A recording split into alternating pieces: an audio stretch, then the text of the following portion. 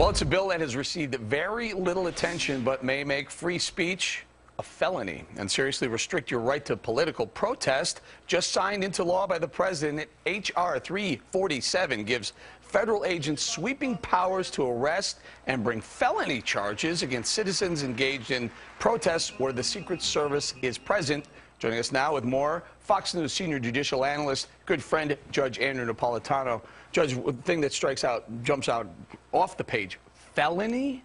Yeah, felony means more than a year in jail. This is not like a traffic ticket for standing and protesting, the type of thing that for 230 years Americans took for granted because it was protected by the First Amendment.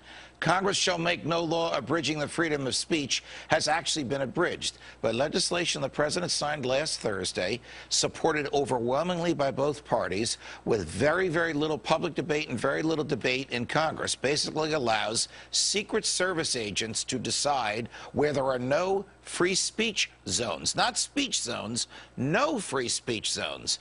And anybody by the Secret Service can, protected by the Secret Service, can ask those agents to ban protests wherever they are. So I can think of 3 violations: speech violations, association violations, the right to petition the government for a redress of your grievances. What good is free speech if the people in the government are so far away from you that they can't news hear crew you? has been freed on bail after spending around 32 hours in a US jail. They were taken into custody in the state of Georgia whilst filming an annual rally near a military base nicknamed the School of Assassins. Locally in news, in California, a woman by the name of Amy Larson wrote in chalk on the floor 9/11 Truth and 9/11 Truth Now. As a result of her chalk writing, police arrested her and she was detained. She was held in jail for 30 hours. She says she could have left earlier. However, it would have cost $10,000 to post bail. Now, Miss Larson is a self-described political activist who had never been arrested. Larson said she was returning from the farmer's market after buying fruits and vegetables when she started writing the statements on the sidewalk. Again, those statements were 9/11 Truth and 9/11 Truth, 9/11 Truth Now. A police officer then stopped to talk to her, then left, she said. I was never told not to chalk the sidewalk, said Larson, who is married and works in a wine cellar. 5 to 10 minutes later, the officers returned with her boss in an SUV. She was first detained, then arrested for investigation of felony vandalism and booked at the Napa County Jail. Now, earlier, I discussed this issue with independent reporter, journalist Brandon Jordan, who experienced firsthand what it's like to have his First Amendment rights violated. Here's part of my interview. Well, I think people have a certain amount of freedom in the press if they do their job according to what the government thinks they should be doing. Now, when someone does the type of work I do, which is oftentimes cover demonstrations and capture events sometimes that may be controversial, maybe not so much freedom. Along with lengthy border searches, when I say lengthy, I mean anywhere from 2 to 8 hours every time I enter the country, having my hard drive copied, all of my business cards copied, my journal copied, along with interrogation. I have that, and then of course I've been arrested a number of times, documenting police brutality at demonstrations like one in D.C., where people were protesting against for different policies in regards to climate change and the wars in the Middle East. Yeah, I was arrested and just doing my job. What's up, man? How you doing today, sir? Good. You a U.S. citizen? That's my business. Well, it's our business to ask. Are you a U.S. citizen or not? You can ask, that's fine. And you have to answer me, or I have to detain you until you can either tell me that you're a U.S. Well, I don't have to answer you because I have rights as an American. Sir, go ahead and pull over there. We're behind that other vehicle if you do me a favor. No thanks.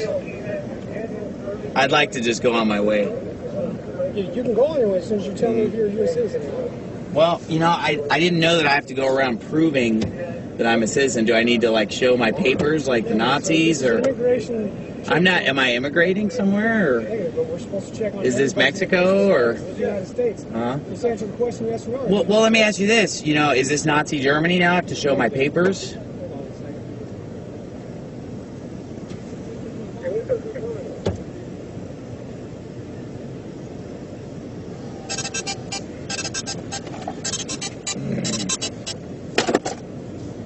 simple yes or no. You can either answer it or we can detain you here until we figure out whether you're a U.S. citizen. Well, you know what's more simple is the fact that my freedom is a little more important than you seem to think. And that, you know, setting up checkpoints where people have to prove that they're a citizen is not something that America is supposed to be about. So I'm not sure if you understand that. Huh? No. He doesn't want to tell me his citizenship. Well, I'm just driving down the road here and I've been stopped for some reason and I'm, you know, supposed to, no thank you. I want you to pull up secondary, sir. No thanks. I want to go free on my way. Okay. I'm, you know, here I am just going about my own business and, you know, I don't need to stop at a checkpoint where I have to prove who I am because this is America. You know, correct me if I'm wrong, did I stumble into Mexico or is it still the United States? It's the United States. Okay, well then therefore I should have the freedom to travel unmolested because I'm in America here. So. Go ahead, go. Go ahead and go where? Keep going on the road. Okay, see you later.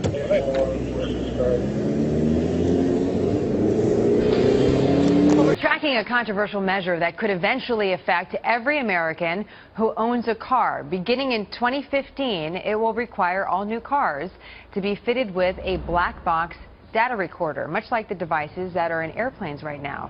So what does this mean for your civil liberties? We wanted to ask our senior judicial analyst, Judge Andrew Napolitano, who gets to be face-to-face today, not in another studio. What a pleasure to be here with nice you, to have Jenna, you with instead us, of down Judge. in the basement.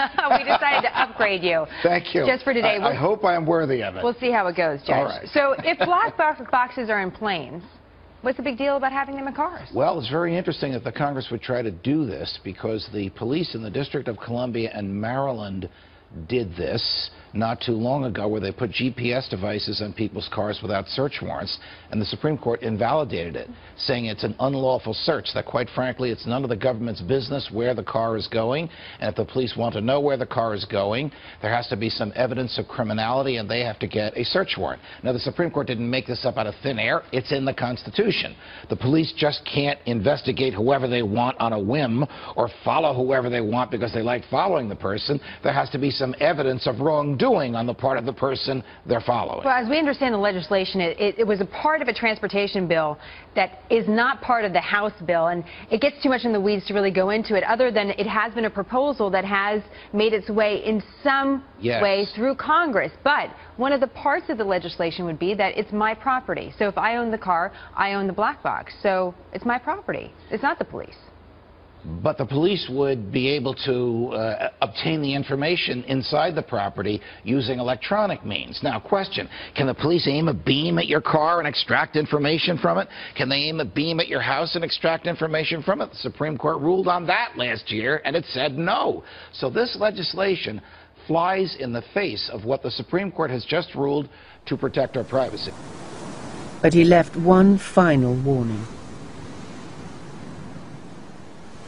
1984 is, I believe, a quite terrifying masterpiece. So terrifying, in fact, I don't think I should like to read another like it. I am not absolutely dissatisfied with it.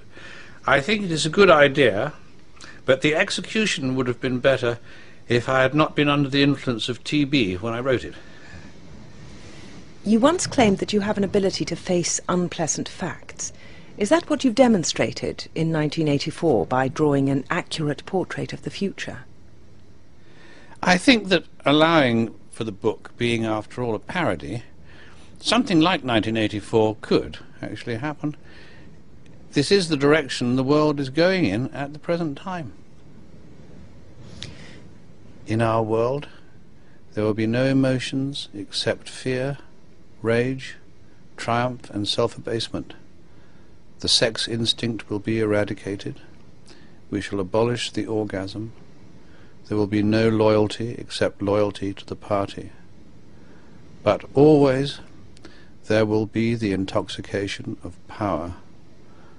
Always, at every moment, there will be the thrill of victory, the sensation of trampling on an enemy who is helpless. If you want a picture of the future, imagine a boot stamping on a human face forever. The moral, to be drawn from this dangerous nightmare situation is a simple one. Don't let it happen. It depends on you.